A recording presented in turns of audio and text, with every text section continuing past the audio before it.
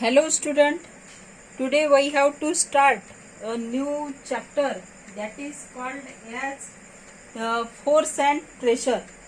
In that chapter we have to study what do you mean by force and what do you mean by pressure. We can know all the criteria about force. Force विषयी सगळी माहिती आपण जाणून घेणार आहोत, ती माहिती शिकणार आहोत. आता यामध्ये आपल्याला बघायचं आहे की what do you mean by force. According to Newton's first law of motion, न्यूटनच्या फर्स्ट लॉ नुसार, आणि न्यूटनचा फर्स्ट लॉ हा आपण प्रिव्हियस इयर मध्ये स्टडी केलेला आहे. A stationary object on which no force is acting remains stationary, meaning that an object in motion continues to move with same speed and direction when no force is acting on the object. म्हणजेच हे झाला न्यूटनचा first law. न्यूटनचा first law काय म्हणते की स्थिर वस्तूवर बल कार्यरत नसेल तर तो स्थिरच राहते.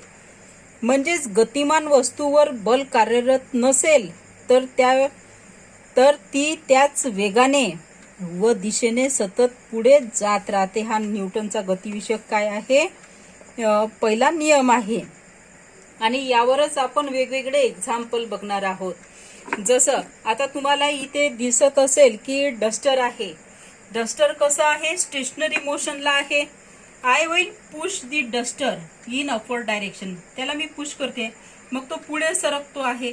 पहा मी इकडे दाखवलेला आहे. याला आता मी पुश करते म्हणजे याला काय करते, मी ढकलते. ढकलल्याबरोबर तो कुठे जातो, पुढे जातो. तसा तो एकाच जागेवर राहतो, पण त्याला फोर्स अप्लाय केला. When I will apply a force to the duster then it will goes to the another direction. म्हणजे तो पुढच्या डायरेक्शननी जात आहे. एखाद्या वेळेस पाहत असताना, फिरायला जात असतानाचा नेहमीचा अनुभव आपला काय आहे की एखाद्याच्या घरी पेट ॲनिमल असते, that is called as a dog or cat, आणि डॉगला बाहेर घेऊन जावं लागते. तर हे जे डॉग असतात हे बऱ्याच वेळा काय करतात, ते अपोजिट डायरेक्शननी ओढतात, आपण वेगळ्या डायरेक्शननी जातो. When we can pull it, म्हणजे त्याला जेव्हा आपण ओढतो तर त्याला ओढावं लागते, त्याला फोर्स करावं लागतो. तो त्याच्याकडे ओढतो, आपल्याला त्याला काय करावं लागते, आपल्याकडे ओढत न्यावं लागतो. Then another example is just like a ball. या बॉल आहे, या बॉलला आता काय आहे, हॉकी स्टिक असेल, हॉकी खेळत असेल तर आपण याला काय करतो, स्टिकने काय करतो, असं फोर्स अप्लाय करतो. स्टिकने फोर्स अप्लाय केल्याबरोबर तो काय होतो, एका जागेवरून दुसऱ्या जागेकडे जातो. It is a one of the example. Most common example we have to seen. आपण खेळत खेळत विज्ञान शिकतो, पण आपल्याला हे माहित नसते.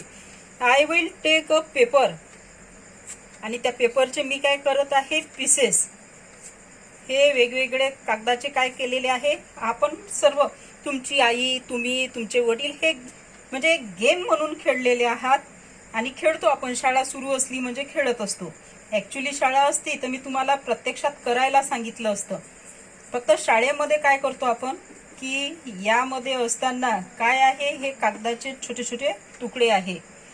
यामध्ये घरी जर हा एक्सपेरिमेंट करायचा असेल तर आपण काय करतो, त्याच्यासाठी कोंब घेतो, म्हणजे कंगवा घेतो. आणि जर तोच एक्सपेरिमेंट कुठे करायचा आहे, शाळेमध्ये करायचा आहे, तर शाळेमध्ये थोडी म्हणणार आहे की कंगवा घेऊन या किंवा कंगवा आणा. तर अशा इन्स्टेड ऑफ टेकिंग अ कोंब वी विल टेक स्केल. प्रत्येकाकडे असते स्केल, प्रत्येकाकडे राहते. त्याच्यामुळे आपण काय घेणार आहोत, स्केल आहे प्रत्येकाकडे अशी स्केल. ही स्केल काय करतो, आपण डोक्याला घासतो, चांगली घासतो. आणि डोक्याला चांगलं 1-2 मिनिट घासली की डोक्याला घासल्यानंतर हे जे पेपर आहे त्या पेपरच्या वर आपण फिरवतो. या पेपरच्या वर फिरवली की काय होते, एक प्रकारचं घर्षण बल जे आहे ते घर्षण बल, electrostatic force is applied on the scale. आणि ड्यू टू इलेक्ट्रोस्टॅटिक फोर्स, हे जे इलेक्ट्रोस्टॅटिक फोर्स आहे, इलेक्ट्रोस्टॅटिक फोर्समुळे काय होते, या स्केलला, आता एक पडलेला आहे, हे जे इलेक्ट्रोस्टॅटिक फोर्स आहे, या इलेक्ट्रोस्टॅटिक फोर्समुळे हे जे पेपर आहे, ह्या पेपर ह्या स्केलला काय होते, चिपकतात, म्हणजे जवळ येतात. मग त्याच्यासाठी condition may be apply. Condition काय राहते की कंडिशन अशी राहते की काय, घर्षण बल असेल तरच तिथे चिपकलं राहते. पहा इथे चिपकलेलं दिसत असेल तुम्हाला. Paper piece of paper is attach to the scale. It is one of the example. त्यानंतरचं एक्झाम्पल जर बघायचं झालं तर झाडावरचं फळ खाली पडते. It is gravitational force. कोणी ते तोडत नाही, ते आपोआप पडते. Most common example is coconut is falling from the tree. Coconut tree वरून खाली पडते ते फळ. आणि that force are called as contact force or non contact force. Then what do you mean bye contact force? A force is seen to act through a direction of contact of the object or via one more object. म्हणजे याच्यामध्ये दोन object जे असतात ते दोन object काय असतात, contact मध्ये असतात, म्हणून त्याला कॉन्टॅक्ट फोर्स म्हणतात. आणि जर ऑब्जेक्ट कॉन्टॅक्ट मध्ये नसेल तर त्याला काय म्हणतात, नॉन कॉन्टॅक्ट फोर्स. याचं example muscular force. Muscular force का बरं म्हटलेलं आहे, कारण इथे फर्स्ट एक्झाम्पल काय घेतलेलं होतं, डस्टर घेतलं होतं. आय विल पुश म्हणजे मसल आले, मसलचा फोर्स अप्लाय करावा लागला. डॉगी होता, त्या डॉगीला ओढावं लागते, त्याच्यामुळे मसल आलं. त्याच्यानंतर आपण बॉल घेतला होता. फुटबॉल असेल तर पायाने ढकलू, हॉकी असेल तर स्टिकने करू म्हणजे हात येईल, म्हणजे मसल यूज येऊन राहिलेले आहे.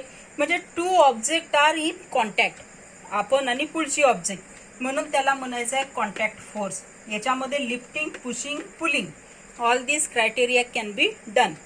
नॉन कॉन्टॅक्ट फोर्स मध्ये काय येते, कुठले एक्झाम्पल येईल, जसं हे स्केलचं एक्झाम्पल तुम्हाला मी दिलेलं आहे. पीस ऑफ पेपर घेतले, स्केल घेतलेला आहे. त्याच्यानंतरचं एक्झाम्पल जे आपण पाहिलं होतं, हे झालं, हे जे पीस आणि पेपरचं आहे हे झालं electrostatic force. Then what about gravitational force, coconut ट्रीचं एक्झाम्पल दिलं. मग व्हॉट अबाउट मॅग्नेटिक फोर्स, मॅग्नेटला जे खिळे चिपकून येतात, दॅट आर आयर्न चिपकून येते, आयर्न अट्रॅक्ट होते because both are in opposite direction. मग हे झाले नॉन कॉन्टॅक्ट फोर्स. आणि याच्यामध्ये एकच ऑब्जेक्ट तिथे काय होऊन राहिलेली आहे, it is applied between two object, even two object are not in contact. दोन्ही ऑब्जेक्ट काय नाही येत आहे, कॉन्टॅक्ट मध्ये नाही येत आहे. One more thing is force is present, that is called as frictional force. And what about frictional force? Frictional force म्हणजे काय, आपण कशाला फ्रिक्शनल फोर्स असं म्हणतो. I will take a ball, for that I will take a ball and kept on a table and push a little. काय करते, हा ball घेते आणि याला काय करते, थोडंसं असं पुश करते. पुश केल्याबरोबर काय आहे, सुरुवातीला इथे आहे, त्याला पुश केलं, तो समोर गेलेला आहे. आणि समोर गेल्यामुळे काय होऊन राहिलेला आहे, तो समोर हळूहळू हळूहळू जातो. आणि जेवढा फोर्स घेतला त्याच्यानंतर तो काय होतो, स्टॉप होतो. तो स्टॉप होऊन राहिलेला आहे. म्हणजेच मग काय आहे, जेव्हा मी या बॉलला पुश करते आणि तो असा समोर जातो, तर याचं या टेबलशी म्हणजे या जमिनीशी काय होऊन राहिलेलं आहे, एक प्रकारे फ्रिक्शन होऊन राहिलेलं आहे. That force is called as frictional force. त्याला आपण फ्रिक्शनल फोर्स म्हणतो. गाडी आहे, गाडीचं टायर आहे, गाडी रस्त्याला दाबून चालल्या जाते किंवा हवेत थोडी चालणार आहे, that is called as frictional force. All the object in the motion have a frictional force acting on them which is acting in the direction opposite to the direction of motion. हा झाला frictional force. Then another force is balance force and unbalance force. Balance force आहे आणि unbalance force आहे. आणि याचं जर example आपल्याला बघायचं असेल किंवा करून बघायचं असेल किंवा घ्यायचं असेल तर I will take a one activity. Simple आपण काय घेतलेलं आहे, इथे ग्लास, एम्प्टी ग्लास घेतलेला आहे. वन ऑफ द स्केल घेतलेली आहे, बरोबर आहे, स्केल घेतली, ठीक आहे. मग आता ही जी स्केल घेतलेली आहे, या स्केलमध्ये स्केल घेतलेली आहे आणि मधोमध अशी काय ठेवलेली आहे स्केल यावर ठेवलेली आहे ग्लासवर. Glass plays a important role of बॅलन्ससाठी आहे. आता हे काय करते मी इकडे एक पेन ठेवते आणि इकडे एक पेन ठेवते, दोन्ही इकडे एक एक पेन ठेवते.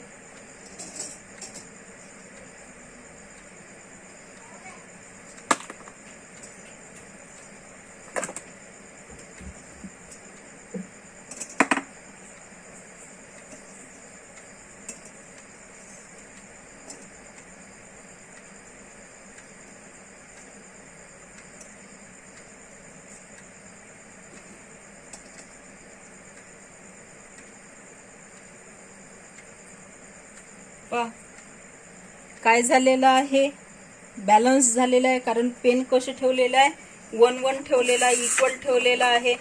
हा झाला बॅलन्स फोर्स. म्हणजे if a body is acted upon by two forces equal in the magnitude opposite in direction having same line of action the force are called as balance force.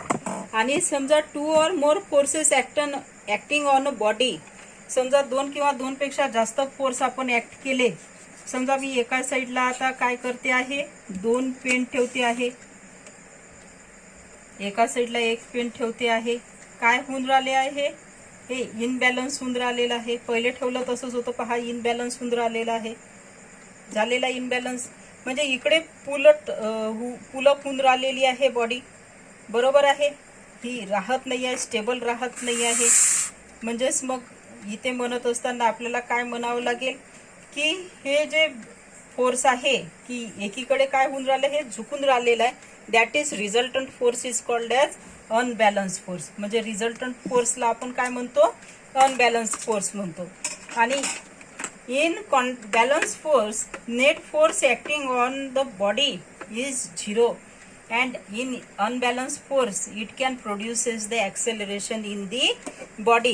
Hence we can say that we can study the force produces acceleration in the body. force काय तयार करतो शरीरामध्ये acceleration करतो. force can changes the shape and size of the body. force काय करतो shape आणि size जो आहे तो चेंज करतो. तो कसा चेंज करतो तुम्हाला मी एक ऍक्टिव्हिटी सांगते. आई घरी पोळ्या करते. पोळ्या करत असताना कणकीचा जो गोळा असतो, कणकीचा गोळा घ्यायचा, त्याला दोन्ही हातांनी प्रेस करायचं. शेप बघा कसा झाला असेल. त्याच गोळ्याला गोल गोल करा, शेप बघा कसा झालाय. त्याला असं रब करा, त्याचा शेप बघा. म्हणजेच फोर्स आपण त्या वस्तूवर ज्या पद्धतीने अप्लाय करू that can changes the shape and size of the body or matter. Force no change in the state of body in the absence of force. आणि एखाद्या वस्तूवर समजा फोर्स लावला नसेल तर त्याच्यावर काही चेंज घडून येत नाही. जसं आता माझ्याकडे एक रबर बँड आहे, रबर बँडवर मी फोर्स लावलेला नाही आहे, त्याच्यामुळे तो ॲज इट इज आहे, बरोबर आहे. समजा मी याच्यावर काय केलेलं आहे फोर्स अप्लाय केला, दोन्ही बोटांनी फोर्स अप्लाय केला, चेंज काय झालेला आहे साईजही चेंज झाला आणि शेपही चेंज झाला. पहिले असा होता, लांब केल्यामुळे असा झालेला आहे, सोडल्यावर फोर्स याच्यामधून काढून घेतला तो ॲज इट इज झालेला आहे. आणि काय होते जर याला फोर्स लावून राहिलो म्हणजे यांच्यामध्ये काय आलं ॲक्सेलरेशन आलं. It is all about the force. Thank you.